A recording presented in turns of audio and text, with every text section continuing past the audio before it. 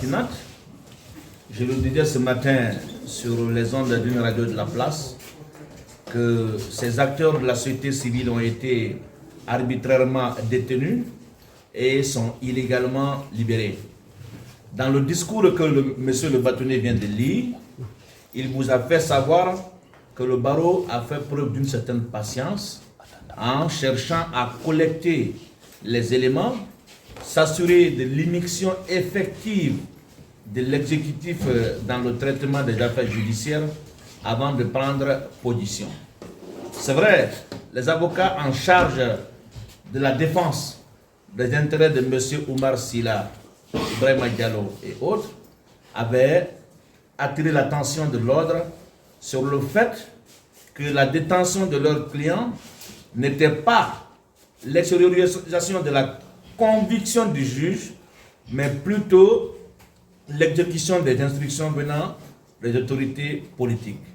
Et avec ces dernières évolutions, tout porte à croire que ce sont les mêmes qui ont été à la manœuvre pour entraîner l'incarcération de ces activistes qui ont agi, n'est-ce pas, en dehors de toute subtilité juridique pour occasionner, n'est-ce pas, leur remise en liberté.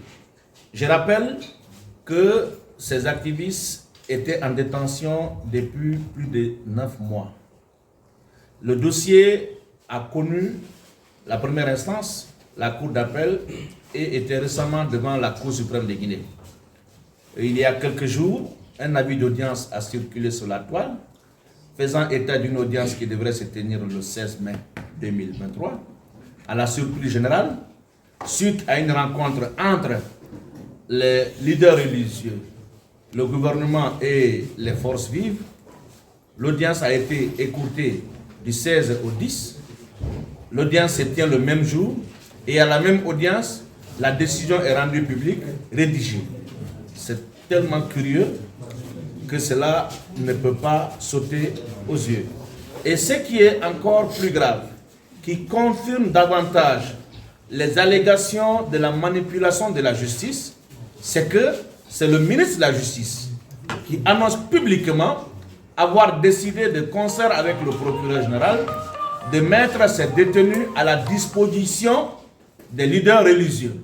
Alors on va se poser la question, en vertu de quel pouvoir, sur le fondement de quel texte, le ministre de la Justice peut se permettre, en coaction avec le procureur général, de mettre des détenus à la disposition des religieux. Vous fouillerez, n'est-ce pas, tous les textes de notre pays.